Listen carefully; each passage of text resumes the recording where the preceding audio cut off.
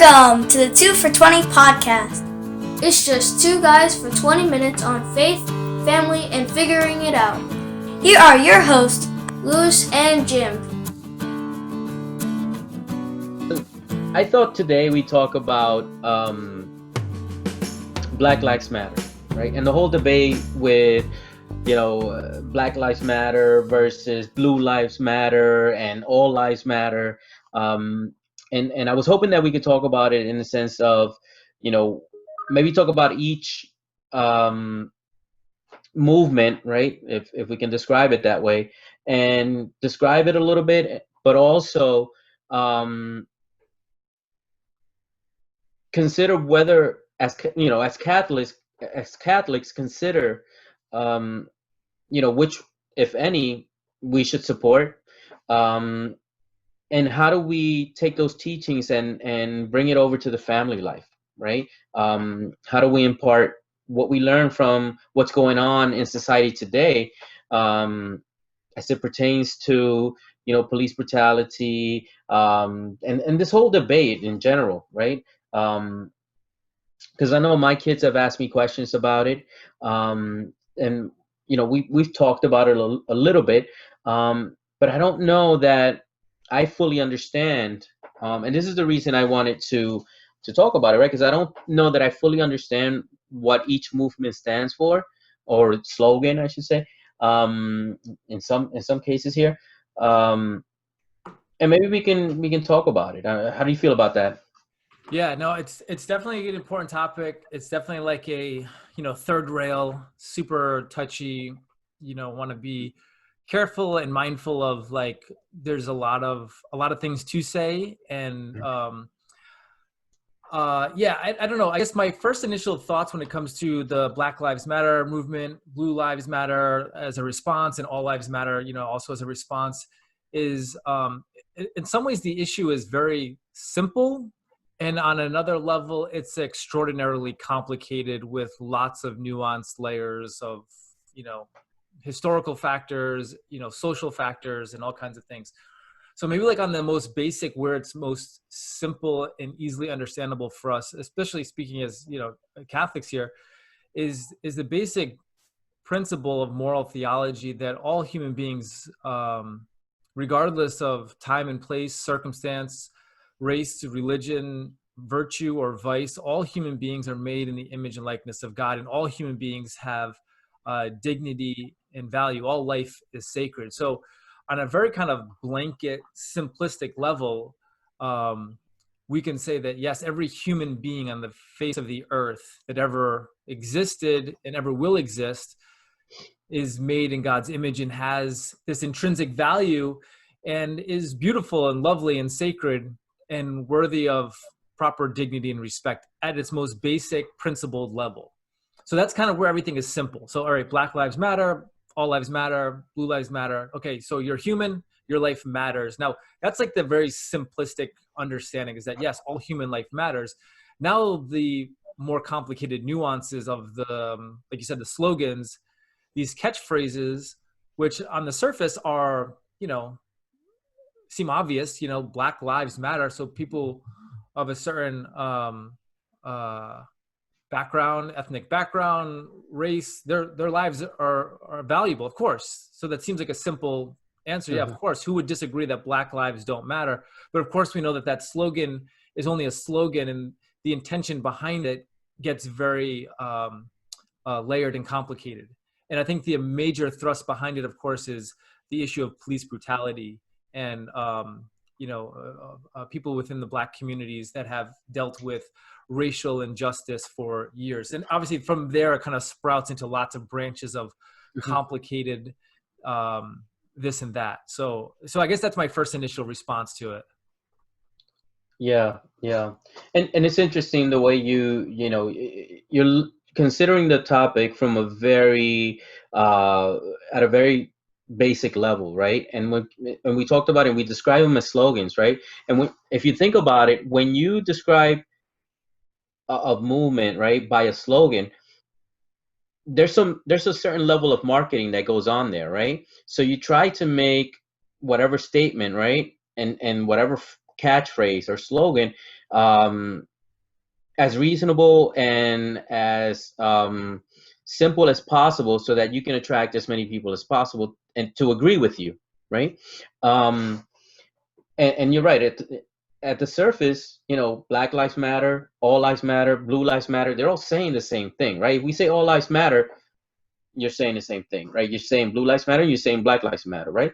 By the same token, I feel that, someone who says Black Lives Matter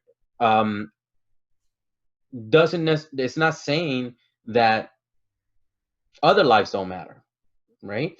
And I think it should be mentioned that when someone says Black Lives Matter, they're trying to bring attention to a particular event, in this case, police brutality that occurs against the African American community, and they're trying to bring attention to that, right? So that something can be done to it.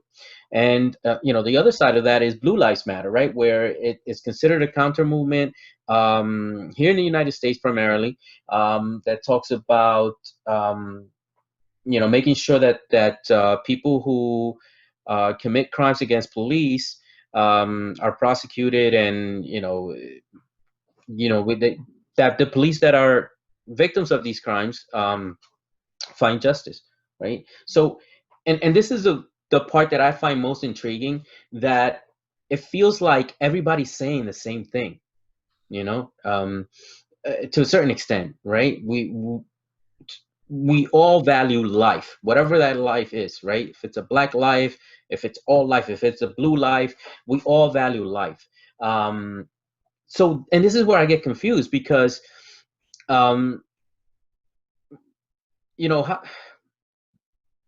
if we're all saying the same thing, why is it that we're divided? Why is it that we have one group against the other, and even the slogan "All Lives Matter" is considered a criticism of Black Lives Matter, right? So how do I explain that to my son, right? When he comes up to me, he says, "Well, Dad, all lives matter, right?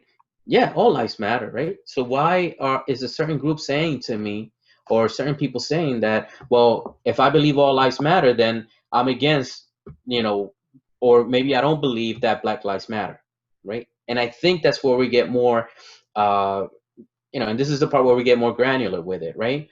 Where do we go from here? How do we explain that to our children, and we say, and help them, navigate this whole thing that's going on in society now?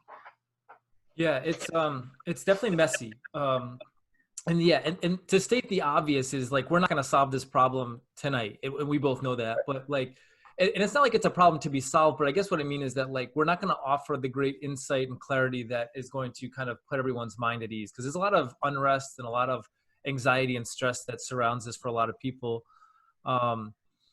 Yeah, I think what we can say about this stuff, kind of speaking nationally, is a lot of what we just said, right? So there's some obvious clarity that I think most people of good intention would agree upon, right? Which is that human life is valuable. Human life kind of represented in particular groupings of people of different backgrounds. Yeah, whether they're police officers or people of color or people of whatever. Everyone's life has value and dignity. People of goodwill would all kind of agree to this. And then there gets, like I said, complicated from there. And I guess we can easily get bogged down in the details. We could go back and forth for hours going there. And maybe that's not where this conversation should go. And I like the question that you're proposing, which is, all right, we're wrestling with this, just trying to be honest and sincere and talk this through. I've talked with my wife and friends about this. I'm sure you've talked with your wife and friends about this. Like, it's a social conversation we've all had, and every circle kind of has a different kind of slight take on it. And not like in a dramatic way, but there's like different points of emphasis. So I guess my point is to say is that, like, we're not going to come to a consensus now. So maybe we should shift the conversation to what you brought up, which is great, which is, what do we do with our kids? And how do we kind of bring it to them? Which I think is great. I would say this, my kids are 12 and under. I would say all of my kids, my 12-year-old, I have a 12, 9, what are they? 12, 9, 6, and I forget, 3, and then a few months old. I lose track. My 6-year-old, 9-year-old, and 12-year-olds can all have this conversation. So as young as 6, my 3-year-old, he just wants to kind of throw his dinosaur toys around and like go swimming. Like he doesn't care about anything else. Yeah. Give me a snack, right? But I think like in that category, like 5, 6 and up, this conversation can happen. And of course at an appropriate level, but Right. I think the conversation that needs to happen is just kind of to recognize that like when we go out into the world, we see different people, that some people look different than maybe how we look. So when we look in the mirror, we look different. And we should have conversations about like why that is. Well, that person maybe has a different background. Their family ancestry goes back to a different place and wherever. And those aren't bad conversations that happen. I think kids are really perfectly comfortable with having them.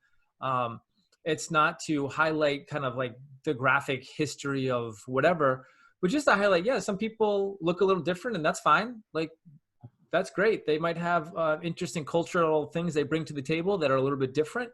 They might have different languages that they bring to the table, and that's cool.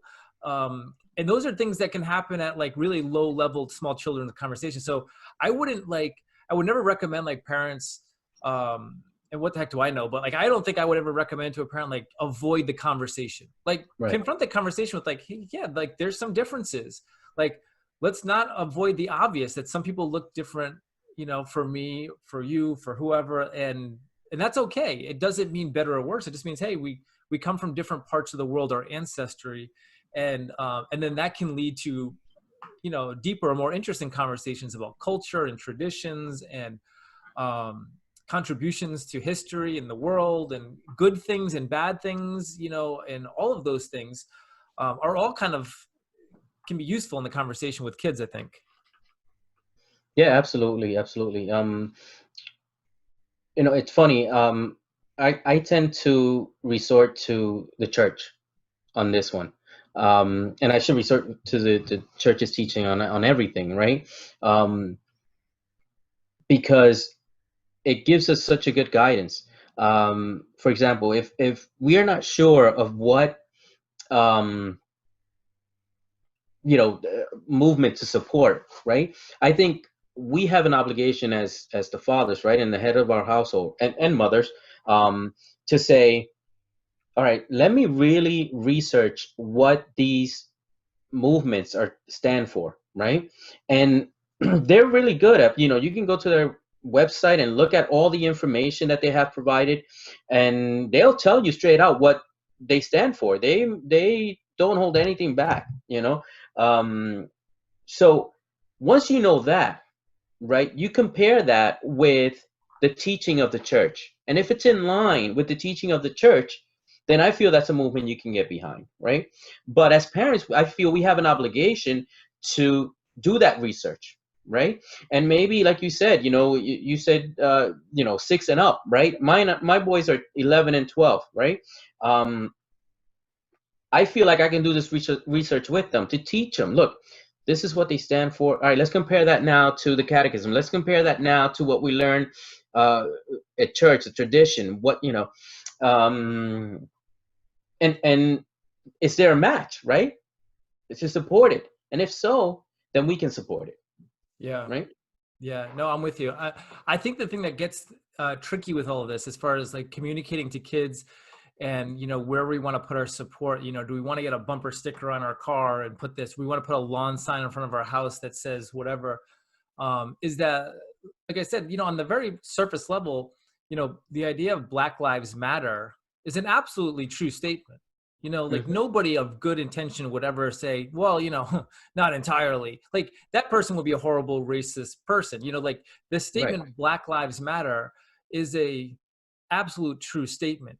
And the intention, or let's just say the original majority intention behind the movement, which was to raise awareness of police brutality against members of the Black community, is also something that Catholics can stand behind and be like, yeah, no, that's any kind of injustice or targeted discrimination. Those are things that should be avoided. Those are things that are not good. They're not just. They are a violation of a person's dignity, and we should avoid that. Where this gets really tricky is that, and you highlighted this, we can go to websites and we can say like, okay, Black Lives Matter, the official website, and see, okay, what do they support? What do they stand with? And there's a couple of items in there that are particularly not things that we as Catholics can get behind. And it goes into a whole other topic that we can't dive into in depth now, but a lot of things that we would typically identify with very liberal Catholic, against Catholic teaching or principles and ideas like LGBT, same-sex marriages and lifestyles and things of that sort that get really messy and complicated, which really don't have a lot to do with the basic premise of Black Lives Matter or police brutality against people in the Black community. But because things get muddled socially, for us to kind of throw our support, our lawn sign, our bumper sticker, or even our dollar bills towards Black Lives Matter, the official organization, that's something we as Catholics have to kind of say, hold on a second, I'm good with the first two premises, but the rest of these items of, Planned Parenthood support or whatever else, those might be things that we're not cool with that. And so maybe a simple solution for us as Catholics is to certainly to affirm the dignity and rights of all people, including and particularly in this time of social upheaval, is support the dignity of Black people and their persecution or feelings of discrimination, but perhaps maybe not throwing our support behind the slogan, because sometimes that comes with a lot of baggage, unfortunately. And I think that's a real unfortunate thing, because I think, again, most people of goodwill and good intention, when they use that slogan, they're not, saying, oh yeah, I'm also this, and this. They're really just targeting the main objective here, but that kind of gets dragged along with it. So it becomes a really muddled water. So it's easy, I think, for us as Catholics to say, well, of course we support the idea that every Black life matters and that racism is evil and we should work against social injustice. And I think those are good principles that we can stand with, all people, but particularly people in the Black community. Yeah. And I also think that's, part of the conversation you can have with your children, right? Explaining everything, and, if your son comes up to you or your daughter comes up to you and says, well, why don't we have all Black Lives Matter bumper sticker, right? As you described. Well, son, daughter, here, this is why. Look at everything they support. We support this part, but not this part. And if you think about it, this part we don't agree with really doesn't coincide with the slogan, right? And I think it's also a good lesson to teach our kids about, how marketing kind of works, right? Give them that introduction into how propaganda works. And I'm not just saying that this happens with the Black Lives Matter slogan. It could also happen with Blue Lives Matter, right? I haven't done all the research to know. But my point here tonight, and what I'm hoping we get, our takeaway from here tonight, is that as fathers, we have a responsibility. As parents, we have a responsibility. Whatever, something, may seem okay at the surface, but when you dig deep and you do your research, there may be things that you may not agree with, and we have a responsibility as parents to do that research, to make sure that whatever we stand for is in line with our Catholic teaching, is in line with, our everything that God wants us to do and how he wants us to live our lives. Yeah, no, absolutely. And maybe just to kind of say a few words too about the Blue Lives Matter, in regards to kids. I know you have a lot of police officers in your family. You mentioned that before, and I have a lot of police officers in my family. So I think we both kind of grew up in a world where the idea of law enforcement and people who kind of work in that field are people who are, good people, noble people, worthy of respect. And my emphasis, I think, for my kids, and something that's worth highlighting in this whole social conversation of lives that matter, when it comes to the Blue Lives Matter, to me, it's an absolute affirmative yes. Yeah, of course. When you see that police officer drive by your house, he's just kind of doing his rounds around the neighborhood. That's not someone who we should look at as the bad guy who's going to try to persecute us, but that's someone who we should be able to like wave to and say, hey, how you doing? Have a nice day. There's a general sense of respectfulness towards legitimate authority. And I think that's something that's worthy for us to communicate to our kids. You know, in the tradition of the church, we would say that the fourth commandment, to honor your father and mother, is applicable not only to our parents as legitimate authorities, but other legitimate authorities, including civil authorities, political authority figures, you know, the president, senators, governors, people in political office, police officers, school principals and teachers, for a child, like people who are in a legitimate position of authority, at least because of their office, are due proper respect.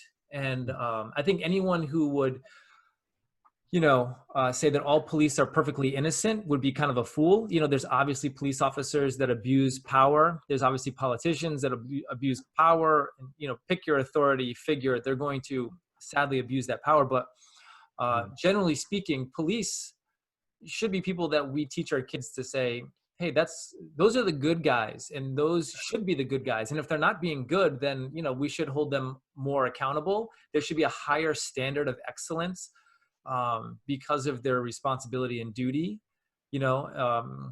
so I think that's something that should also be highlighted, Yeah, we cannot be afraid to have the conversation, right? And to say, hey, yeah, these are authority figures and we should show respect for them. But there's also a reason why this movement is happening, right? And part of that is that police brutality is a reality, unfortunately. And like you said, it's not all police. It's maybe a few bad apples, right? But we need to, if we're going to say one thing, we have to say the other, right? Sure. And because I think that kind of helps our children understand, well, this is why this movement is happening, right? But to help them navigate that, right? And to say, okay, it's not all of them, it's a few, right? Now, and discuss, should they all be persecuted? Should they all be, kind of drawn into this thing where they're all now considered bad people, right? Or, abusing authority? And absolutely not, So, we can't be afraid to have that conversation with our children and to let them know, look, this is why this is happening, and there's two sides to this, right? And I think when you speak to your children in that way and you present the case the way it is, and you present both sides of this debate or the situation, children are they're very resilient, and they'll understand, and they'll be able to make a decision as to where they want to stand behind, of course, with your guidance, as a parent. Yeah. No, absolutely. Yeah, I think it's our job as parents to lead our kids to what is good and what is true and what is beautiful, and of course finding the bedrock in that, the foundation of that in God himself, and then through the teachings of the church, the scriptures and tradition. And so that's where our first source, our first go-to is kind of understanding what is good, what is true, what is beautiful. And then from there, as these social issues come up, like you said, have the conversations, because if we're not going to have the conversation with our kids about these things, somebody else is, right. And that somebody else is going to be, the pop culture, or it's going to be social media, or their friends on the school bus. They're going to have some type of bias. Exactly. Right. They're going to have some type of bias, and it's better they hear it from you, Absolutely. So this is good. Yeah. Nice topic. Good. It's a good conversation, and we're not going to exhaust it all, but let's not forget too that what these things are complicated, bringing it to prayer, not just Absolutely. for like the culture to figure it out and to find peace, but for ourselves, because man, these are difficult things to wrestle with personally. They're difficult things to wrestle with our families and with the culture. So so bring it to the Lord. Absolutely. Well, Jim, I think we're just about 20 minutes here, or maybe a little over. I don't know. But this was a good topic. That's all I have for today. If you don't have anything else. That's it. We'll see you all back next week, hopefully. God bless, and thanks for listening. God bless everyone. See you next week. Thanks for listening. Thanks for listening. If you enjoyed this, make sure to share with a friend. See you next time. Bye. God bless.